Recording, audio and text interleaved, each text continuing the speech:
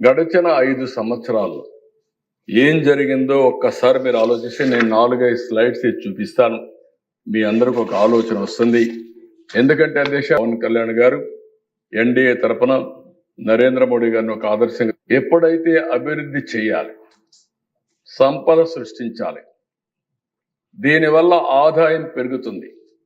పెరిగిన ఆదాయాన్ని సంక్షేమ కార్యక్రమాలకు ఖర్చు పెట్టాలి. కొంత డబ్బులు మళ్ళీ అభివృద్ధి పైన ఖర్చు పెట్టాలి. మళ్ళీ ఆదాయం పెంచుకుంటూ ఎక్కడికక్కడ ప్రజల్ని సాధికారత చేయాల్సిన బాధ్యత ఉంది. ఇది ఒక సైకిల్. ఇది సంపద సృష్టించకుండా ఇష్టానుసారం ప్రవర్తించి అప్పులు తీసుకొచ్చి ఖర్చు పెడితే అది సస్టైనబుల్ మోడల్ కాదు దిశ. ఆ విషయం చెప్పడానికే నేను ఈ 4 స్లైడ్స్ మీ ద్వారా ప్రతి ఒక్క మెంబర్కి కానీ రాష్ట్రంలో ఉండే ప్రజలందరూ కూడా ఆలోచించుకోవాల్సిన అవసరం ఉంది. అభివృద్ధి జరిగితే ఏం జరుగుతుంది, సుపరిపాలన ఉంటే ఏ విధంగా ఉంటుంది, అభివృద్ధి జరగకపోతే ఎలాంటి ఇబ్బందులు వస్తాయో మన రాష్ట్రం 5 సంవత్సరాలకు ఉదాహరణ. ఆ విషయమే నేను ఒకసారి ఎక్స్ప్లెయిన్ చేస్తాను దిశ. నెక్స్ట్ ఆ స్లైడ్స్ ఇది ఒక్కసారి చూస్తే దిశ 18-19 11.4% growth rate, 19-20 5.25% growth rate, double సగానికి తగ్గిపోయే పరిస్థితి వచ్చింది. అదేవిధంగా దేశ మీరు చూసిన తర్వాత 18-19లో 8,74,000 కోట్ల రూపాయలు జిఎస్టిపి. అది 19కి వచ్చేందుకు 9,26,000 కోట్ల రూపాయలు జిఎస్టిపి పెరిగింది 19-20కి. దీనివల్ల దేశ అదే కానీ 11.14% గ్రో అయింటది కంటిన్యూ అయి ఉంటే 9,71,000 జిఎస్టిపి వచ్చేది. అంటే ఒక్క సంవత్సరం 45,000 కోట్ల రూపాయలు జిఎస్టిపి తగ్గే పరిస్థితి వచ్చింది. ఇది సంపద సృష్టించడం అనేది. రెండో ఎగ్జాంపుల్ అధ్యక్ష 23-24 వైఎస్ఆర్ కాంగ్రెస్ పార్టీ పరిపాలన 8.6% గ్రోత్. అదే సమయంలో 24-25 ఎన్డీఏ ప్రభుత్వం మొదటి సంవత్సరం 3 నెలలు మేము లేకపోయినా 12.94% గ్రోత్ వచ్చింది. దీనివల్ల అధ్యక్ష మీరు ఒకసారి చూస్తే 24-25% 12.94% వల్ల గ్రోత్ చూస్తే 14 కోట్ల మామూలుగా వచ్చుంటే 8.6 వస్తే 14,22,00,000 వచ్చేది. ఈ సంవత్సరం 24-25కి 16,06,000 కోట్ల రూపాయలు జిఎస్టిపి వచ్చింది. ఈ రెండు చూసుకుంటే దేశ అదే గాని వైఎస్ఆర్ కాంగ్రెస్ పార్టీ ఉండి 8.6 వచ్చుంటే 15,44,00,000 వచ్చేది. 15,44,000 కోట్లు వచ్చేది. అంటే ఒక సంవత్సరం వైఎస్ఆర్ కాంగ్రెస్ పార్టీకి ఎన్డీఏ ప్రభుత్వానికి వ్యత్యాసం చూస్తే 62,000 కోట్ల రూపాయలు అదనంగా జిఎస్టిపి సాధించే పరిస్థితికి వచ్చాం.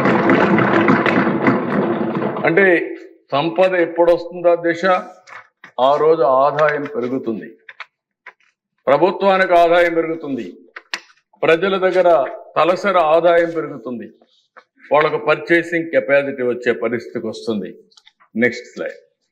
ఈ స్లైడ్ మీరు చూస్తే అధ్యక్ష 14-15 నుంచి 18-19 వరకు 5 సంవత్సరాలు తెలుగుదేశం పార్టీ హయాంలో 13.5% గ్రోత్ రేట్.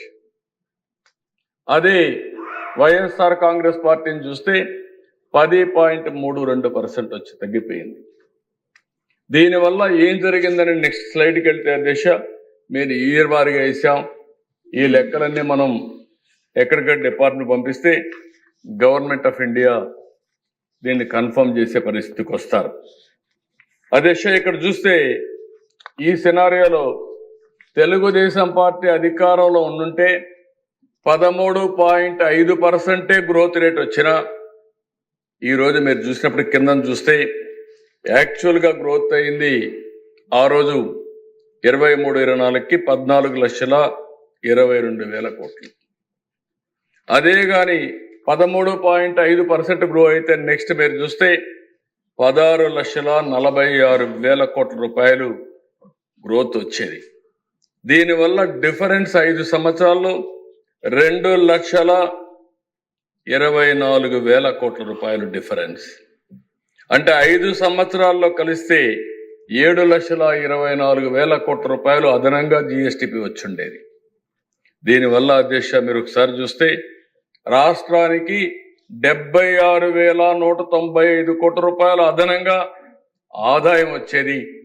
ఈ 76,000 కోట్లు వచ్చుంటే సంక్షేమ కార్యక్రమాలు కానీ తిరిగి అప్పులు చేసే కార్యక్రమం లేకుండా చేసేదానికి అవకాశం వస్తుంది. అదే అధ్యక్ష తెలుగుదేశం పార్టీ ప్లాన్ చేసింది 15% గ్రోత్ అనుకున్నాం. ఈ సంవత్సరం మళ్ళీ 12.94% గ్రోత్ వచ్చింది. రాబోయే సంవత్సరం నుంచి 15% సాధించాలనుకుంటున్నాం. అది కానీ మనం చేసుంటే అధ్యక్ష ఈరోజు ఇంకా 94,856 కోట్ల రూపాయలు అదనంగా జిఎస్టిపి వచ్చేది. అంటే ఎందుకు చెప్తున్నానంటే అధ్యక్ష ఇవన్నీ మనం దీనివల్ల ప్రభావం ఏంటంటే నెక్స్ట్ స్లైడ్లో మీరు చూస్తే పర్ క్యాపిటా ఇన్కంలో మీరు చూస్తే మామూలుగా వచ్చుంటే కానీ వీళ్ళు వచ్చిన తర్వాత చూసినప్పుడు 13.5%తో మనం గ్రో అయింటే 41,706 కోట్ల రూపాయలు అదనంగా ప్రతి సంవత్సరం తలసరి ఆదాయం పెరిగేది. ఈరోజు మనం 10,000 15,000 ఇవ్వడం కాదు, ప్రజల ఆదాయం పెంచాలి. అదే మరి ప్రభుత్వం యొక్క వనరులు పెంచాలి. ఇది పెంచుంటే ఇలాంటి పరిస్థితి వచ్చేది కాదు. అదే కానీ 15% పెరిగితే అదనంగా 60,000 కోట్ల రూపాయల ఆదాయం వచ్చేది. కానీ అధ్యక్ష ఇవన్నీ చేయని దాని వల్ల ఈరోజు ఏం జరిగిందని ఒక్కసారి చూస్తే నెక్స్ట్ స్లైడ్, రాష్ట్రం అప్పుల పాలైంది. 19 మార్చికి 3,75,295 కోట్ల రూపాయలు అప్పుంటే 12 జూన్ 2024కి 9,74,556 కోట్ల రూపాయలు అప్పు చేసే పరిస్థితికి వచ్చారు.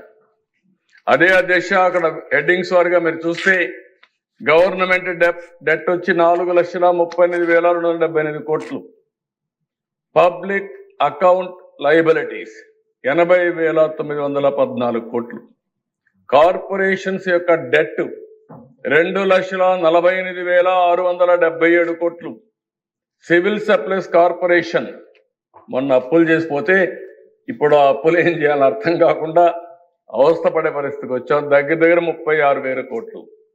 పవర్ సెక్టర్లో డ్యూస్ అవన్నీ చూస్తే 34,267 కోట్లు.